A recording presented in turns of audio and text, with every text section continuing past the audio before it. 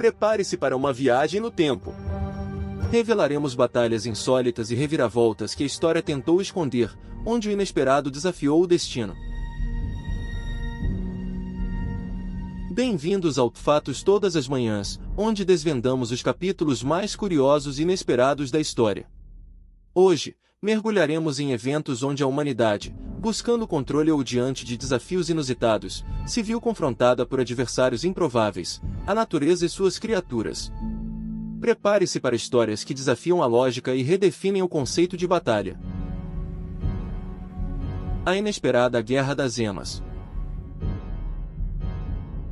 Nossa jornada começa na Austrália Ocidental, novembro de 1932. Fazendeiros, já castigados por uma crise agrícola, enfrentavam um inimigo peculiar, uma invasão maciça de cerca de 20.000 emas. Essas aves migratórias devastavam plantações de trigo e destruíam cercas, levando a uma situação insustentável para a subsistência local. O governo australiano, subestimando o poder da natureza, decidiu responder com força militar. O Major G.P.W. Meredith, do 7º Comando de Artilharia Pesada, foi mobilizado. Seu arsenal? 2 metralhadoras Lewis e impressionantes 10.000 cartuchos de munição.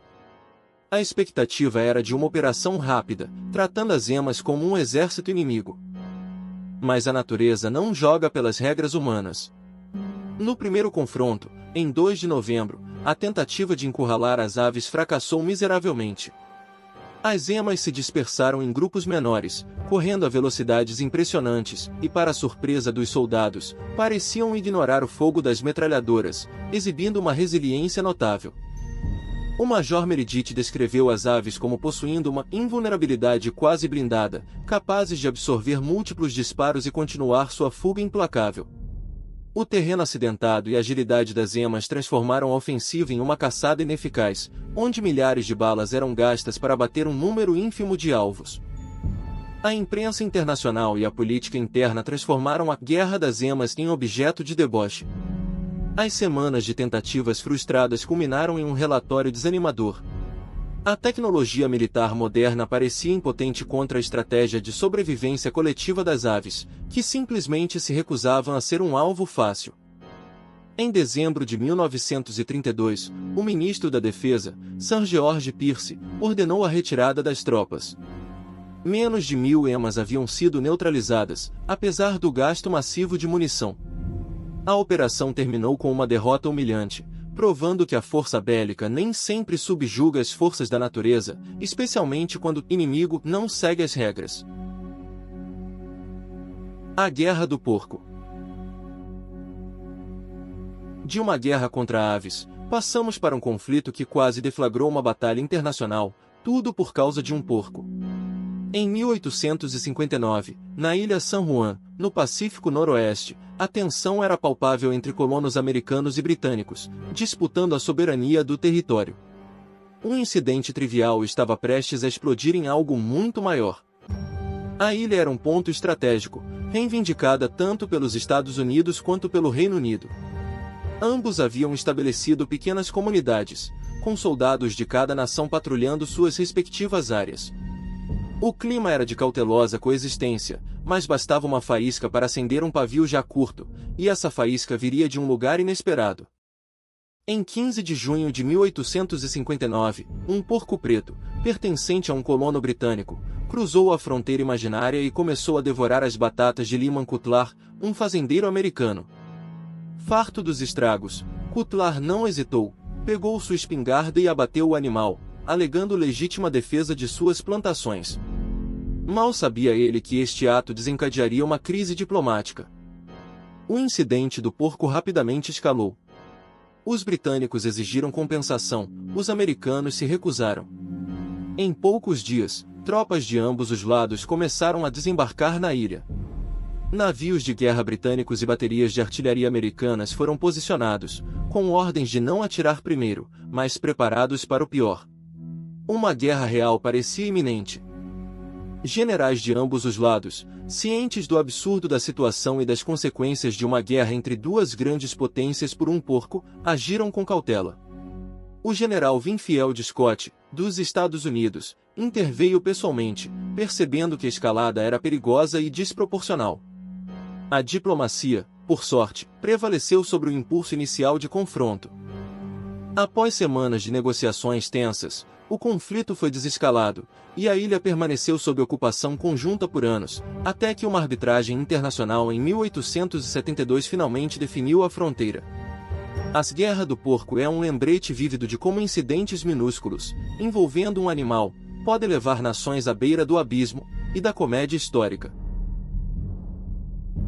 A chuva de gatos de Bornéu. Em meados do século XX, na ilha de Bornéu, um esforço para controlar uma praga transformou-se numa cadeia de eventos que só pode ser descrita como uma tragicomédia ecológica. O plano, orquestrado por agências internacionais, envolvia uma solução que, à primeira vista, parecia engenhosa, mas ignorava as delicadas interconexões da natureza. Para combater a malária, a Organização Mundial da Saúde utilizou o DDT em larga escala.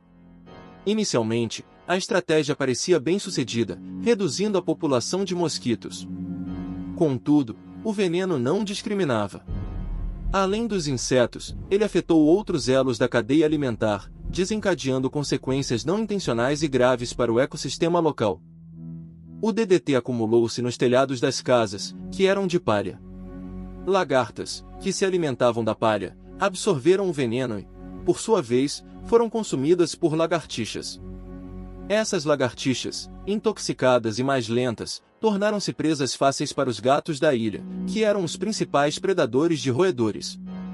A população felina começou a diminuir drasticamente. Com a ausência dos gatos, a população de ratos explodiu. Isso não só trouxe doenças e destruição de colheitas, mas também um novo problema: a estrutura das casas começou a ruir, pois as lagartas, sem predadores, proliferaram e devoraram as palhas dos telhados. Bornéu enfrentava uma crise em múltiplos níveis, tudo por uma intervenção humana desavisada. Diante do caos, uma solução radical foi proposta: a Operação Gato Paraquedista.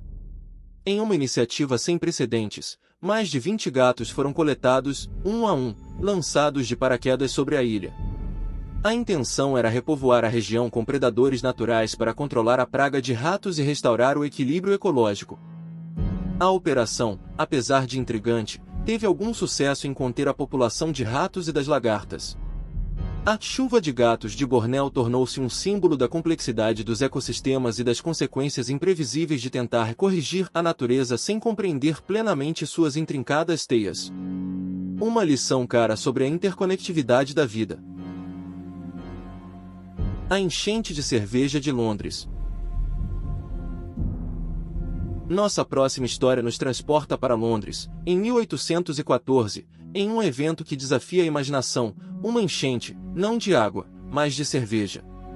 Este incidente intrigante e trágico é um lembrete sombrio de como até mesmo os produtos mais comuns do cotidiano podem se transformar em forças destrutivas quando a engenharia falha e a sorte se esgota. A cervejaria Milks & Co., em St. Giles, era uma das maiores de Londres, famosa por seus imensos tanques de madeira, alguns contendo mais de 600 mil litros de cerveja porter em fermentação.